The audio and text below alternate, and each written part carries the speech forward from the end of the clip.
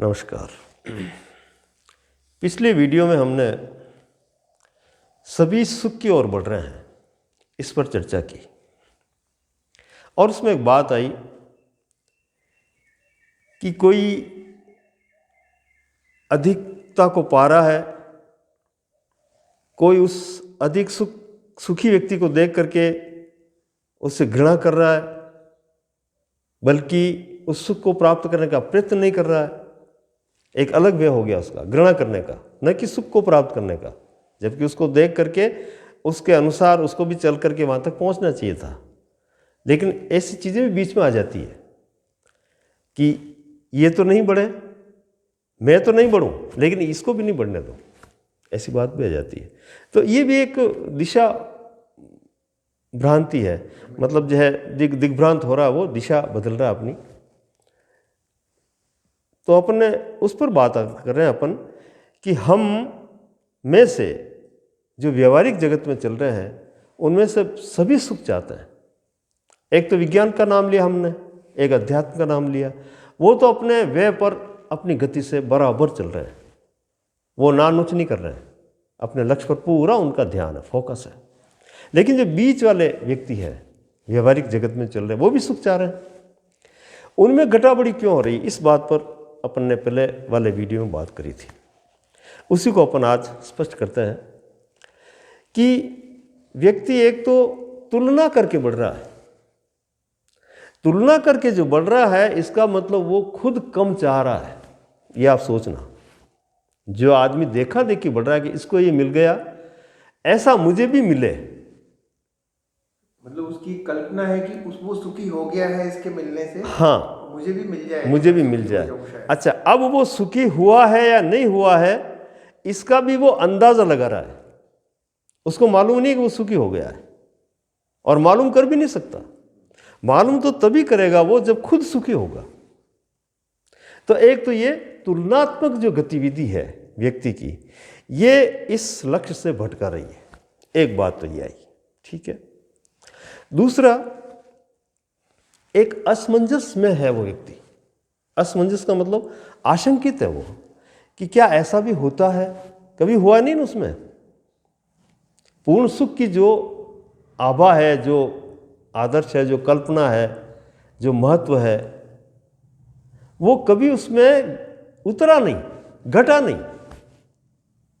तो किससे तालमेल बिठा करके वो कहे कि ऐसा होता है, और मान लो मिल भी जाएगा तो मुझे कैसे मालूम पड़ेगा कि पूर्ण सुख हो गया। ये भी तो बड़ी भारी विडंबना है ना उसके, ठीक है। एक इससे थोड़ी सी हट करके बात है कि बहुत सी ऐसी बातें करने वालों को उसने सुना, उस ढंग से नौटंकी करते हुए नाटकबाज लोग बड़े बड़े स्टेज पर खड़े होकर के बड़ी बड़ी घोषणा करते हुए, बड़े बड़े दावेदार बनते हुए, और यहाँ तक कहते हुए कि मेरी कृपा से हो जाएगा, मैं तो हो ही गया हूँ, मेरी कृपा से तुम्हें भी हो जाएगा, मेरी शरण में आ जाओ। और जब उनकी हालतें वो देखता है, उनकी गतिविधियाँ देखता है, उनकी हरकतें देखता है, उनका मानस देखता है, तो बहुत ही घिसा पिटा, बहुत ही गिरा हुआ नजर आता है। उस समय वो अंदर ही अंदर उसका आकलन करता है कि ये जो घोषणा करता है सब गलत है, ये झूठ है। अगर ऐसा ही होता है तो मुझे नहीं करना। अगर पूर्णत्व में इस तरह की बात होती है जैसा ये लोग प्रपंच फैला करके कर रहे हैं, तो ऐसा मुझे जरूर, मैं जहाँ हूँ ठीक हूँ, इससे तो बेहतर हूँ मैं, ठीक ही है उसका सोचना।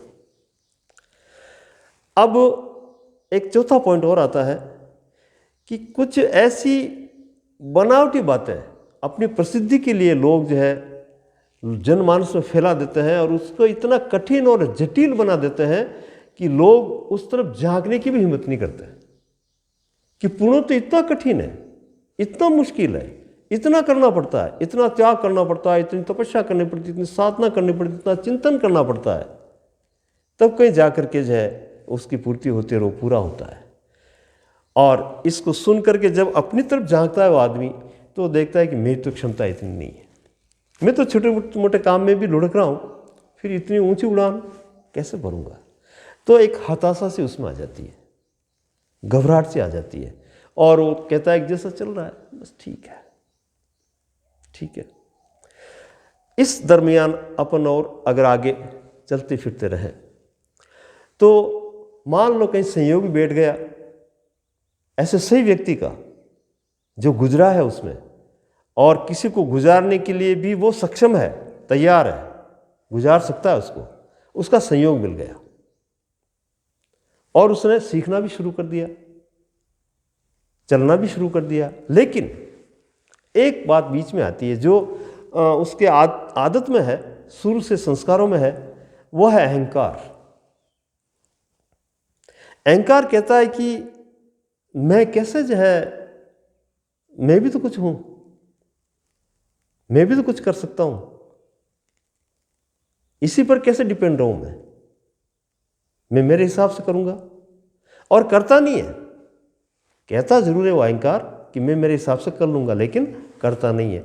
करता नहीं है तो फिर मानता भी नहीं है और फिर चलता भी नहीं है। अहंकार जानता भी नहीं है करना क्या है। हाँ, जानता भी तो नहीं है अहंकार, बस ऐसे अहंकार है कि बस मैं भी कर सकता हूँ, मैं हूँ कुछ। तो इस तरह की बहुत सी जो विडंबनाएं व्यक्ति को जहाँ का तहाँ रख देती है और वो बढ़ नहीं पाता है। अब इन 4-5 पॉइंट से हट करके अपन बात करें, जो दो धाराएं निरंतर चल रही है पूर्णत्व की ओर, विज्ञान और अध्यात्म। अध्यात्म, विज्ञान और अध्यात्म। अब विज्ञान में भी अगर उसकी पूरी लगन, रुचि लगनी चाहिए। कोई कहता है कि मुझे क्षमता नहीं है, क्षमता तो गति करने से आती है, क्षमता अपने आप उतरती नहीं है, क्षमता को तो निखारना पड़ता है। तो अगर उसकी रुचि पूरी है, लगन पूरी है, तो जाकर के उसमें वो लग जाएगा। और उसमें लगने से क्या होगा कि ये जो बीच वाली बात कही ना अपन ने व्यवहार वालों की, कि कभी उधर चला गया, कभी उधर चला गया, कभी गुरु बदल दिए, कभी धर्म बदल दिया, है ना, कभी सिद्धांत बदल दिए, कभी थक हार करके बैठ गया, कभी घबरा गया, कभी कहा कि असंभव है, नहीं होगा।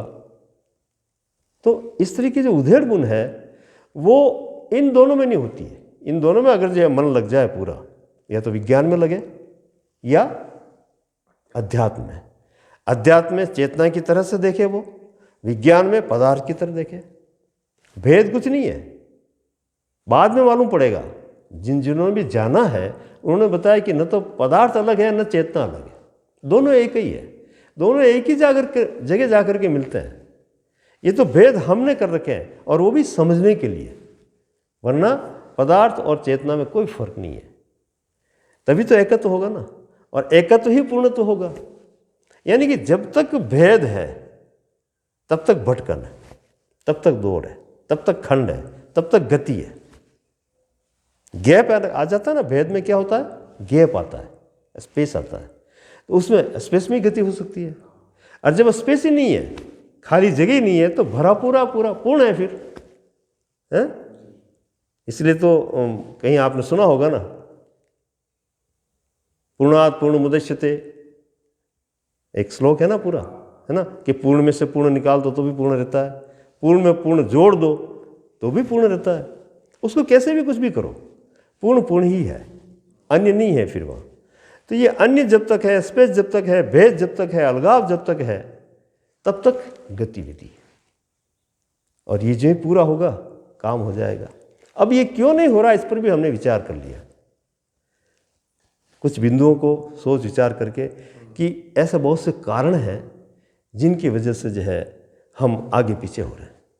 तो या तो अध्यात्म से जुड़ जाए, बिल्कुल जुड़ने का मतलब ऐसी लगन हो, ऐसी रुचि हो कि मैं चेतना के आधार पर पूर्णत्व की ओर बढ़ूंगा, या फिर मैं पदार्थ के आधार पर पूर्णत्व की ओर बढ़ूंगा। एक ही बात है। अब ये अभी भी, ये दोनों दल भी अभी भी टकरा तो रहे हैं। कौन से? विज्ञान और अध्यात्म। हाँ, पदार्थ कहता है कि भाई पदार्थ ही सब कुछ नहीं है, मतलब चेतना ही सब कुछ नहीं है, और चेतना कहती है कि पदार्थ ही सब कुछ नहीं है। अभी भी इनकी खोज जारी है ना।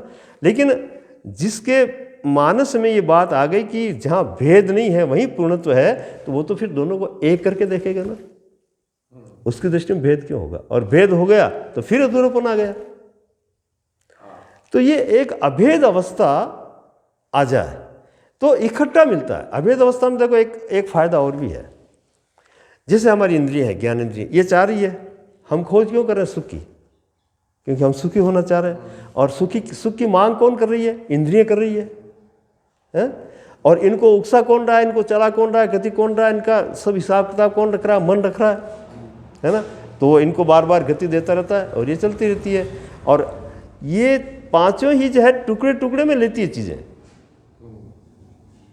जो भी चीज़ें इनको मिलती है वो खंडित मिल रही है, इसलिए अतृप्त है।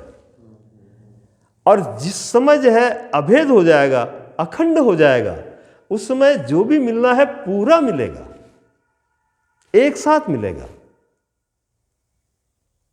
बस हो गया काम। मतलब ये तो पूर्णता की स्थिति हो गई। स्थिति हो गई। इसके बाद कोई प्रयास रहेगा नहीं। हाँ, फिर तो एक अनुभूति रहेगी, प्रयास नहीं रहेगा। क्योंकि प्रयास तो पाने का ही होगा। हाँ, अनुभूति पाने का। प्रयास जितने भी हो रहे हैं किसके लिए हो रहे हैं? अनुभव के लिए हो रहे हैं, अनुभूति के लिए हो रहे हैं। आप प्रयास करो और अनुभूति न हो तो प्रयास क्या काम का? सारे प्रयास अनुभूति के लिए है। बिल्कुल ठीक है। और संपूर्ण अनुभूति जब हो गई, कोई अनुभूति बाकी न रही कि ये और हो जाए तो ठीक रहे, ऐसा न रहा, तो हो गया पूर्णता। पूर्णता आ गया। ठीक, यहां तक तो ठीक है ना? हाँ बिल्कुल, कि पूरा प्रयास, वही जो आपने बात पिछली बार भी बिल्कुल स्पष्ट की थी कि जब तक कि उस पूर्णता का एहसास नहीं होगा, हाँ, पूर्णता की स्थिति नहीं तब तक गतिविधि चलती रहेगी। गतिविधि चलेगी और वो चलनी भी चाहिए। चलनी भी चाहिए और पूरी तरह से चलनी चाहिए, जिससे कि वो लक्ष्य तक पहुंचे। बस फिर जो है अशांति नहीं रहेगी, शांत हो जाएगा वो।